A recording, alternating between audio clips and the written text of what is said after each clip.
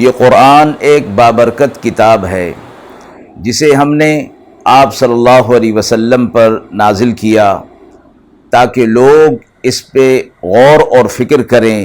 اور تاکہ اہل فہم اس سے نصیحت حاصل کریں۔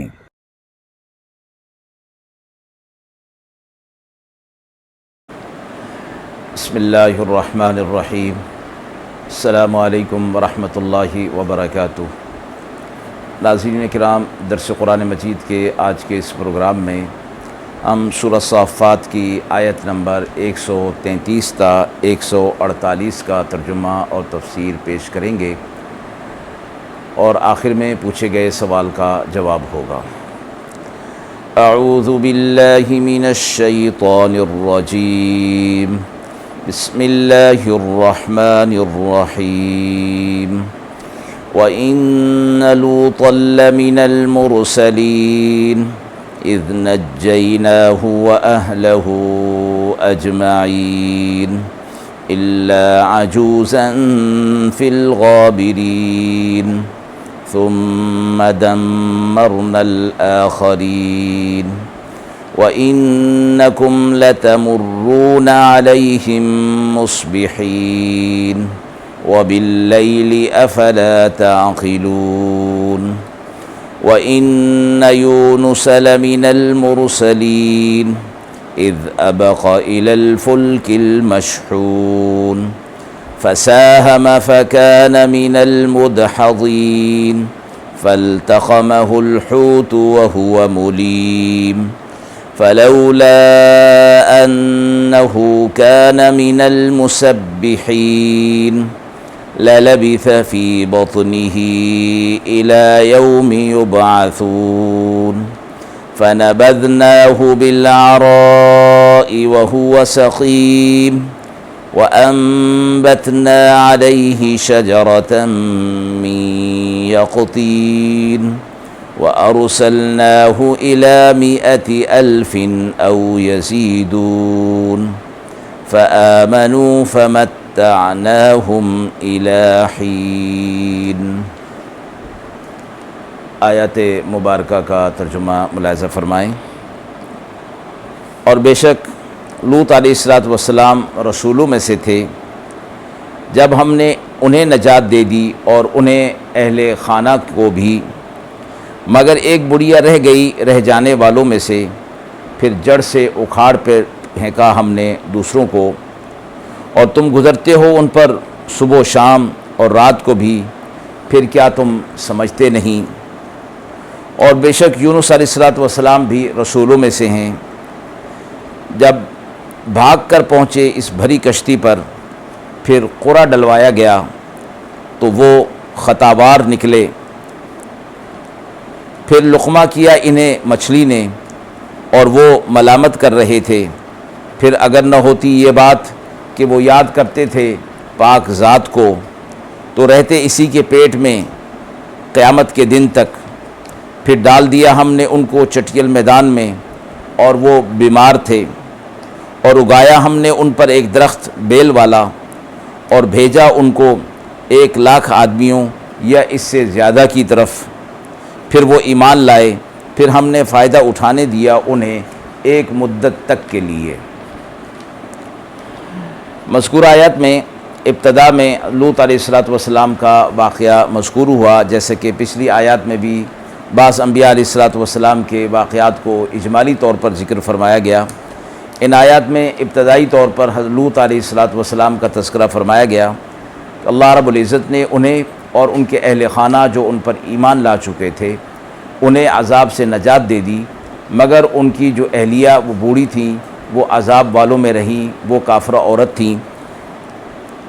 یہاں واقعے کی تفصیل ذکر نہیں فرمائی، بلکہ اہل مکہ کو خاص طور پر تنبیہ کی گئی ہے کہ وہ شام کے تجارتی سفر کی طرف جب روانہ ہوتے، آتے جاتے اس علاقے سے گزرتے تھے جہاں لوط علیہ السلام کی قوم پر اللہ کا عذاب آیا تھا، لیکن اس عبرتناک واقعے سے کوئی وہ سبق حاصل نہیں کرتے تھے۔ تو توجہ دلائی گئی کہ صبح و شام یہاں سے گزرتے ہو، یعنی تمہارا آنا جانا ہر وقت لگا رہتا ہے، تمہیں چاہیے کہ اس سے سبق حاصل کرو کہ وہ قوم بھی اللہ کے نبی کو جھٹلانے والی اور حق کی تکذیب کرنے والی تھی، اس لیے فرمایا کہ تم عقل سے کام کیوں نہیں لیتے، سمجھتے کیوں نہیں کہ ان پر عذاب آیا تھا تو کیا تم پر عذاب نہیں آئے گا؟ اللہ کی سنت تو تبدیل نہیں ہوتی۔ فرمایا یہ گیا کہ عذاب تم پر بھی آ سکتا ہے۔ اگلی آیت میں حضرت یونس علیہ السلام کا واقعہ ذکر فرمایا گیا، اگرچہ تفصیلی واقعہ یہ حضرت یونس علیہ السلام کا سورہ یونس کے اندر موجود گزر چکا، اور واقعے کا کچھ حصہ سورہ انبیاء پارہ نمبر 17 میں بھی گزر چکا ہے۔ یہ اس سورت کا آخری واقعہ ہے جو حضرت یونس علیہ السلام سے متعلق ہے۔ اس میں چند چیزیں خاص طور پر ذکر فرمائی گئی ہیں۔ مفسرین اور مورخین نے اس پر کلام فرمایا ہے کہ یونس علیہ السلام کے ساتھ جو مچھلی کا واقعہ پیش آیا، یہ ان کے رسول بنا دینے سے پہلے کا تھا یا بعد کا۔ قرآن کے اسلوب اور ترتیب سے یہ معلوم ہوتا ہے کہ آپ کو پہلے ہی نبوت و رسالت کے منصب پر فائز کر دیا گیا تھا، مچھلی کا واقعہ بعد میں پیش آیا۔ اس لیے واقعے کے اندر یہ بات مذکور ہے کہ حضرت یونس علیہ السلام پر اللہ کی وحی نازل ہوتی تھی اور قوم نے ان کی تکذیب کی، تو یونس علیہ السلام قوم کو چھوڑ کر وہاں سے چل دیے اور اللہ رب العزت کی طرف سے وحی کا اور حکم کا انتظار نہیں فرمایا۔ اس سے بھی معلوم ہوتا ہے کہ مچھلی کے واقعے کے پیش آنے سے پہلے ہی آپ کو منصب رسالت پر فائز کر دیا گیا تھا۔ تو فرمایا کہ حضرت یونس علیہ السلام نے وحی کا انتظار نہیں فرمایا اور قوم کو چھوڑ کر چل پڑے۔ اللہ تبارک و تعالیٰ کی طرف سے فرمایا گیا کہ یونس علیہ السلام کا معاملہ یہ ایسا تھا جیسے کوئی غلام اپنے آقا سے بھاگ جاتا ہے، اس لیے یہ سخت لفظ استعمال فرمایا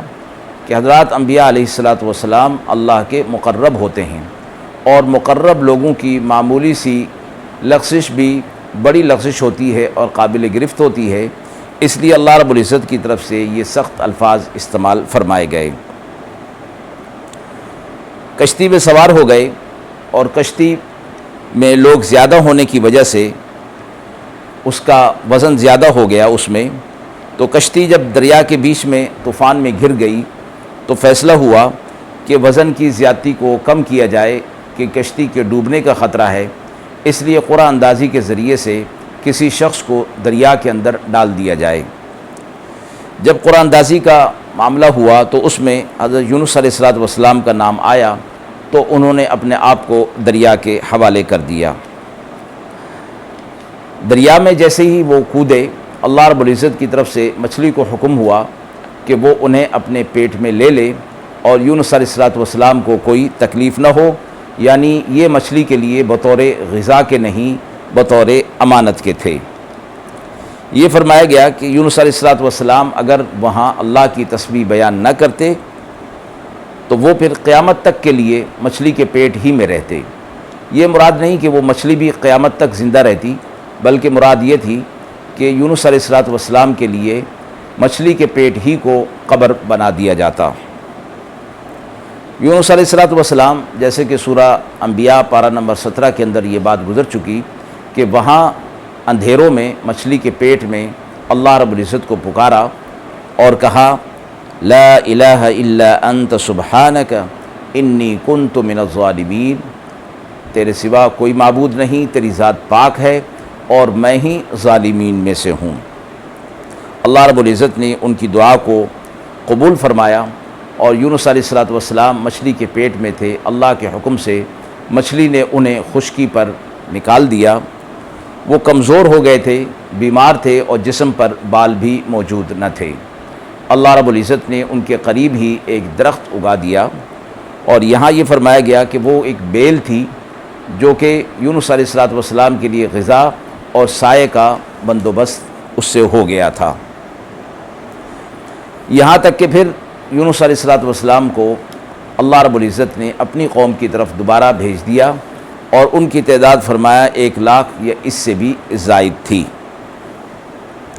یونس علیہ السلام جب تندرست ہو گئے تو دوبارہ اپنی قوم کے اندر آ گئے اور فرمایا کہ یہ چند لوگ نہیں تھے بلکہ ان کی تعداد لاکھ یا اس سے بھی اوپر تھی۔ پھر یونس علیہ السلام پر وہ ایمان لے آئے اور یہاں تک کہ اللہ کا عذاب ان پر نہیں آیا جب تک کہ وہ دوبارہ کفر اور شرک میں مبتلا نہیں ہو گئے۔ اللہ کی طرف سے ان پر کوئی عذاب نہیں بھیجا گیا اور دنیا کے اندر اللہ رب العزت کی طرف سے ایک مقررہ وقت تک کے لیے انہیں عیش اور آرام فراہم کر دیا گیا۔ آیت کے حوالے سے سوال پوچھا گیا ہے، قرعہ اندازی کر کے کسی چیز کا فیصلہ کرنا کیسا ہے؟ قرعہ اندازی کے ذریعے سے نہ تو کسی کا حق ثابت کیا جا سکتا ہے اور نہ کسی کو مجرم قرار دیا جا سکتا ہے۔ مثلا قرعہ اندازی کے ذریعے کسی کو چور ثابت کرنے کی کوشش کی جائے تو یہ نہیں ہو سکتا۔ اسی طرح اگر دو آدمیوں میں یہ اختلاف ہو کہ فلاں جائیداد کس کی ملکیت ہے تو قرعہ اندازی کے ذریعے سے اس کا فیصلہ نہیں ہو سکتا۔ البتہ قرعہ اندازی اس موقع پر جائز ہے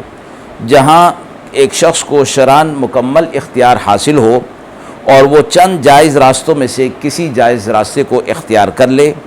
اب وہ اپنی مرضی سے کوئی راستہ متعین کرنے کے بجائے قرعہ ڈال کر یا قرعہ اندازی کر کے کوئی فیصلہ کرے تو یہ صورت درست ہے۔